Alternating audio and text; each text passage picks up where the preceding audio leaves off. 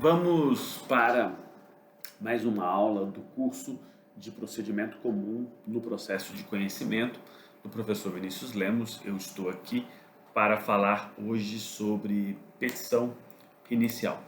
A petição inicial é o veículo do ato postulatório para o início da jurisdição. O que significa isso? Quem detém o interesse, que será chamado de autor, ele demanda por jurisdição, ele apresenta a sua demanda para o judiciário. E essa demanda, o ato de demandar, é representado pela petição inicial, uma petição que inicia a jurisdição. Não se pode fazer confusão entre a demanda e a petição inicial, uma vez que a demanda é o pleito pela jurisdição, a abertura da jurisdição, o indivíduo que será o autor indo ao Poder Judiciário para que se tenha uma demanda, para que se tenha uma resposta, o exercício da jurisdição, e a petição inicial é o ato postulatório que concede início ao pleito da jurisdição estatal, ou seja, ela é o veículo do ato de demandar. A demanda é o pedido macro pela jurisdição, a petição inicial é o veículo desse pedido, é como se faz esse pedido. Então, numa conceituação base, isso que seria a petição inicial. Para o autor, é o momento em que se forma o processo, ou seja, protocolei a petição inicial. Para o autor, o processo se iniciou, a jurisdição se iniciou. Evidentemente, para o réu, só terá efeitos a partir da citação que falaremos no decorrer do curso. Mas para o autor, a partir do protocolo da petição inicial, ela já detém jurisdição, já se tem uma jurisdição aberta por causa do autor. O nome petição inicial varia em cada ordenamento jurídico. Dentro do próprio direito brasileiro, nós temos várias espécies de ato postulatório que inicia a jurisdição. Dentre eles, no processo civil se chama petição inicial, que pode ser deslocado para o juizado especial, que ela é mais simples, mas também tem no processo trabalhista, que vai se dar o nome de reclamação trabalhista, tem no processo penal, que vai se dar o nome de denúncia pelo Ministério Público, mas todos serão ali uma petição inicial ou um ato postulatório que inicia a jurisdição. Então, cada ordenamento jurídico vai positivar o que será a sua petição inicial, com mais ou menos requisitos. Então, numa visão conceitual, no processo civil colocou-se o nome de petição inicial, bem simples, sem grandes diferenças do que o significado coloquial já impõe. Petição que inicia, a peça que inicia o processo. Vários, no cotidiano jurídico, colocam diversos nomes, peça vestibular, exordial, peça de ingresso, qualquer que seja, aqui vai ser uma petição inicial. Consideraremos o que o próprio Código fala sobre petição inicial. Para que ela seja exercida, ela precisa dos seus requisitos, e a aula de hoje vai ser basicamente os requisitos da petição inicial, além dessa parte inicial que eu falei sobre a conceituação. A petição inicial terá requisitos dispostos no artigo 319 do Código de Processo. E esses requisitos, só para um esclarecimento macro, eles podem variar de cada ordenamento jurídico. Isso quer dizer o quê? O próprio código anterior, de 73, ele tinha alguns requisitos que foram mantidos no novo código, mas tinha requisitos que não eram completos em relação a isso. E o código traz, o código de 2015 complementa requisitos que não detinham para que tenha uma melhor prestação jurisdicional. Isso significa o quê? Que o ordenamento positivo que vai aumentar ou diminuir requisitos, como por exemplo no juizado especial, por ser célere, por ser oral, nós temos uma flexibilização de alguns requisitos. Então não são requisitos estanques fechados, podem ser alterados de modo detalhado pelo ordenamento.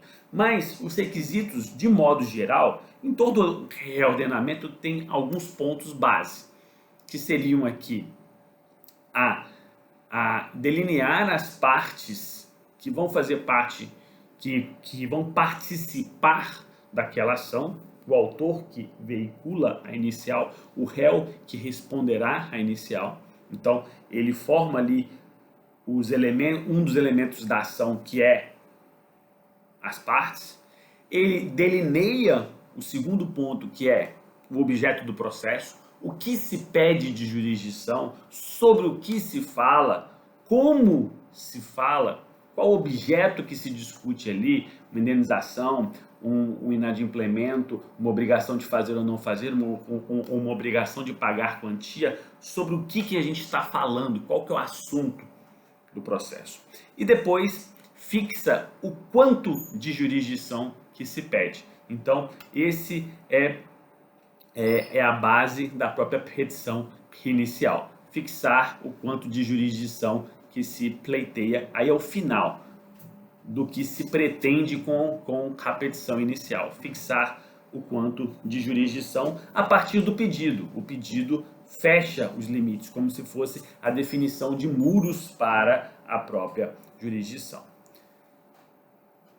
A partir daí, os artigos 319 e 320 falam sobre os requisitos da petição inicial.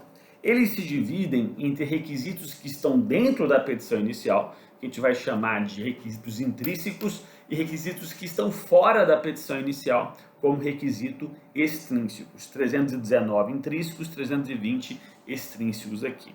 Os requisitos intrínsecos da petição inicial estão no artigo 319, como já dito, e se dividem aqui em diversos pontos. O primeiro, base, e que se você pensar uma petição inicial, você precisa direcionar ela para uma determinada localidade, ou seja, o juízo pelo qual você dirige a petição inicial, que é baseada na fixação de competência, seja a competência em razão da matéria, em razão da pessoa em juízo, da função ou a competência territorial. A partir do momento em que o autor escolhe, diante da sua percepção interpretativa do código, das regras de competência, ele precisa indicar qual o local que ele adentrará com a ação. E aí ele tem que colocar na vara de família, se for vara de família, ele tem que colocar na vara de fazenda pública, se tiver ali uma especialidade sobre as partes em juízo, se for justiça federal, por causa de um réu que necessite da justiça federal, ele tem que fazer essa adequação, justamente para se pensar a competência em todos os pontos. E aí escolher o foro, qual cidade, qual comarca, qual seção judiciária que ele vai protocolar a petição inicial. Então, quando o artigo 319 diz o juízo que é dirigido à petição inicial, ele diz qual vai ser o local do protocolo, já é uma consequência lógica, e o endereçamento correto que se faz, né, ao juízo, qual que é a fixação de competência, e aí você direciona a sua peça ao órgão, né, não ao excelentíssimo senhor doutor juiz, mas ao órgão, ao juízo da comarca tal, da vara e assim sucessivamente. Depois passa-se para a qualificação das partes. Como dito, se definirá ali o autor e o réu. O autor detém todos os seus dados, é óbvio, né? É uma consequência lógica. Eu, enquanto autor, detenho todos os meus dados, então eu tenho que colocar toda a qualificação ali. Nome, estado civil, e estado civil é importante porque pode, dependendo do objeto do processo, se for uma ação de domínio, de discussão de imóvel, precisa da autorização, pode precisar da autorização do cônjuge, ou uma discussão ainda posterior sobre divisão de patrimônio pode necessitar da união estável. Então também é necessário colocar solteiro, casado ou em união estável, divorciado, viúvo e assim vai. Depois, profissão, condição que você está ali, porque isso pode influenciar no benefício da justiça gratuita, se for o caso. Ainda colocar os seus dados, no mínimo o CPF ou o CNPJ, se for ali como empresa, O endereço, e aí o endereço tanto eletrônico, e-mail, quanto o domicílio e a residência aqui do autor. Isso é obrigatório. Em relação ao advogado, também tem que colocar o seu endereço, justamente para que se saiba, na última possibilidade, que se faça a intimação em nome do advogado por carta, não é mais usual. Depois tem que indicar as mesmas características, as mesmas qualificações do réu. Nas qualificações do réu, obviamente que você pode ter limitações.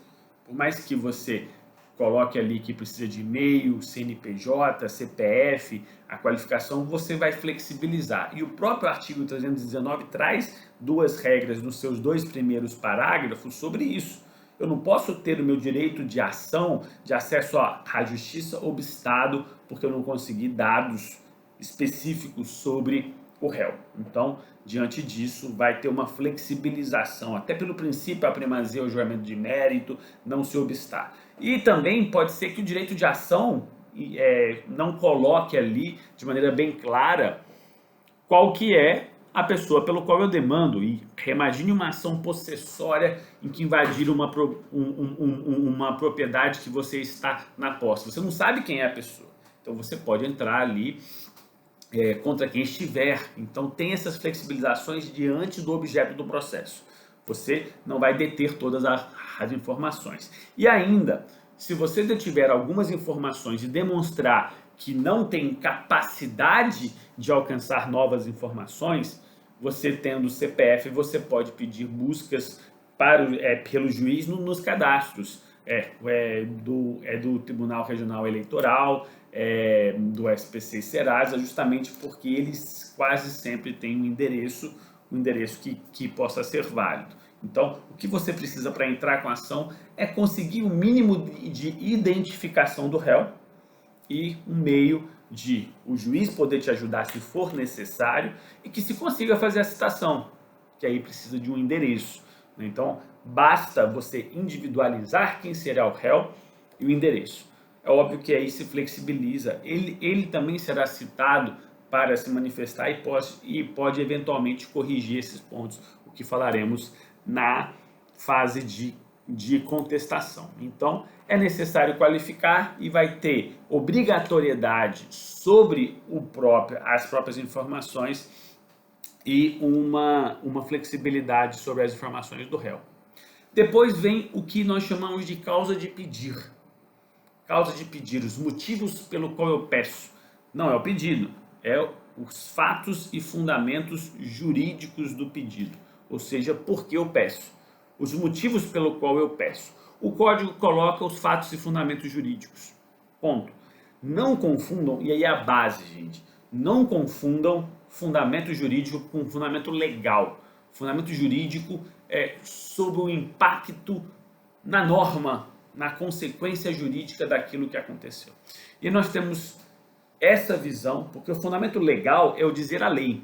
O artigo tal, aqui que eu estou pleiteando. O fundamento jurídico é o dizer a consequência jurídica do fato.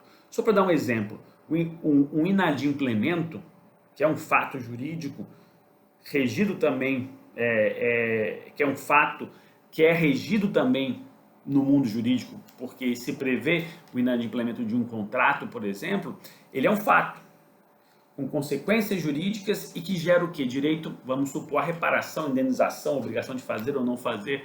Então você tem que, na sua narrativa, falar sobre a causa de pedir, narrar os fatos e depois narrar a consequência jurídica. Não preciso narrar o direito, não preciso narrar jurisprudência e doutrina. Se faz isso pela tecnicidade, pelo argumento, mas o que você precisa trazer são os fatos e as consequências jurídicas do fato. Causa de pedir, de modo bem claro, se divide dentro do ordenamento jurídico em próxima e remota. A remota é muito mais interligada sobre o seu vínculo com o réu, o autor e o réu. E a próxima sobre a violação do direito que vai fazer com que você tenha uma consequência jurídica. E aí podemos delinear da seguinte maneira, né? Nós temos que num exemplo de contratos, né?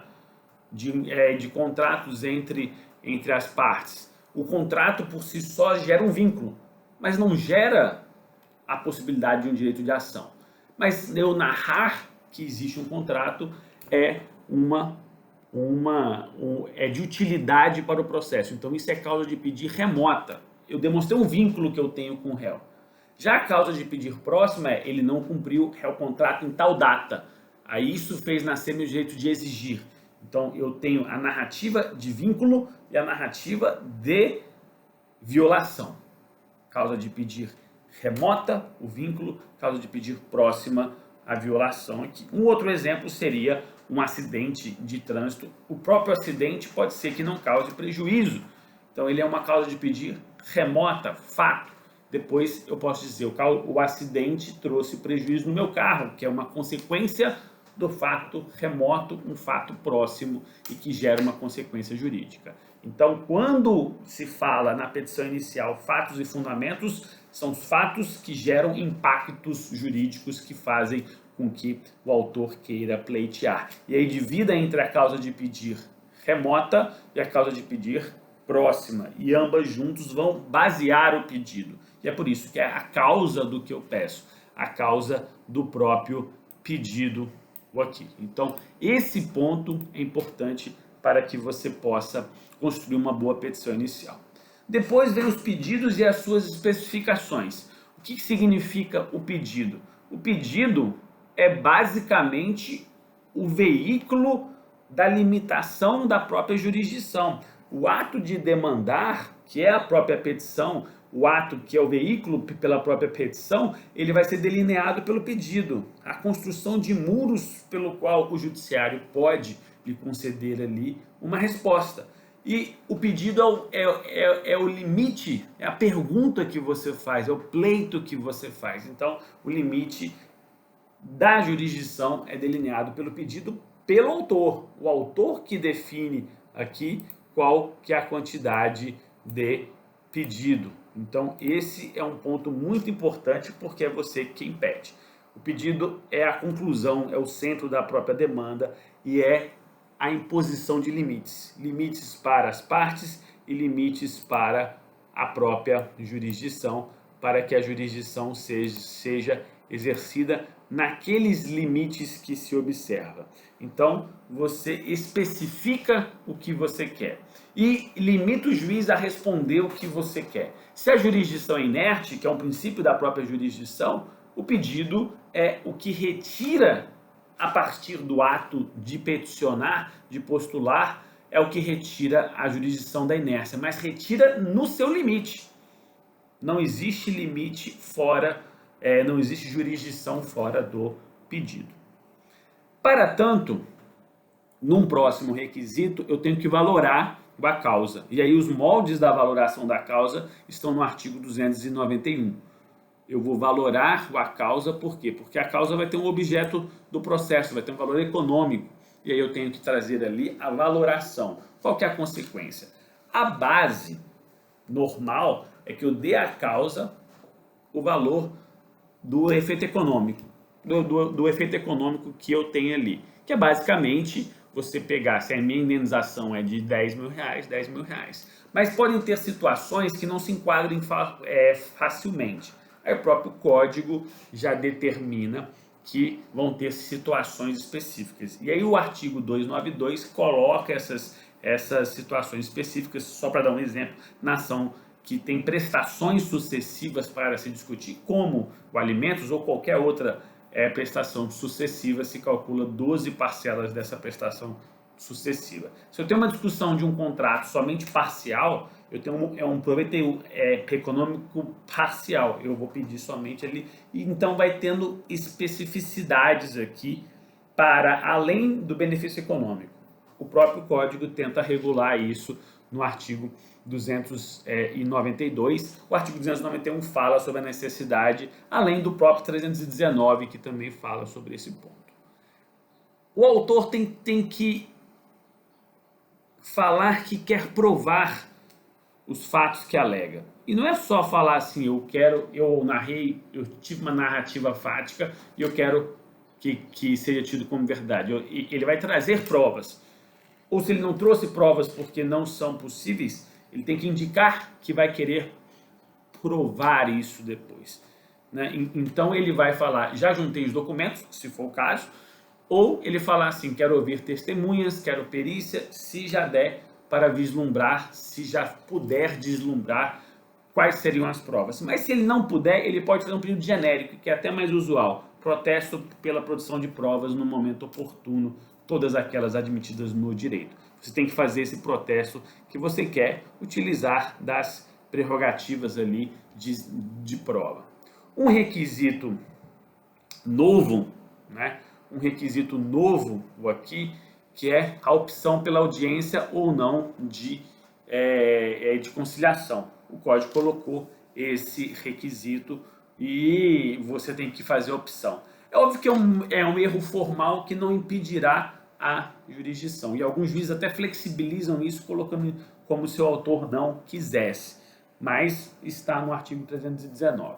E depois, como último requisito intrínseco, a regularidade formal da petição inicial. Ser clara, coerente, terminar em um pedido, ser assinada por um advogado, a não ser que seja em um juizado especial, que pode ter, em alguns casos, a capacidade postulatória do autor sem advogado, mas o normal é que seja por um advogado. Então, que seja em português, todos esses requisitos que não estão listados no artigo 319, mas que também precisam, pela lógica processual, serem cumpridos. Esses são os requisitos intrínsecos. Os requisitos extrínsecos, e aí já caminhando para o final da aula, eles são aqueles que estão fora da petição inicial. E aí o artigo 320 do Código diz que existirão documentos indispensáveis à propositura da ação. Indispensáveis à propositura da ação. E aí você pensa, o que são isso? Documentos. Então, por isso que eles são junto à petição inicial, mas fora da própria petição inicial. E aí são requisitos extrínsecos, os documentos indispensáveis.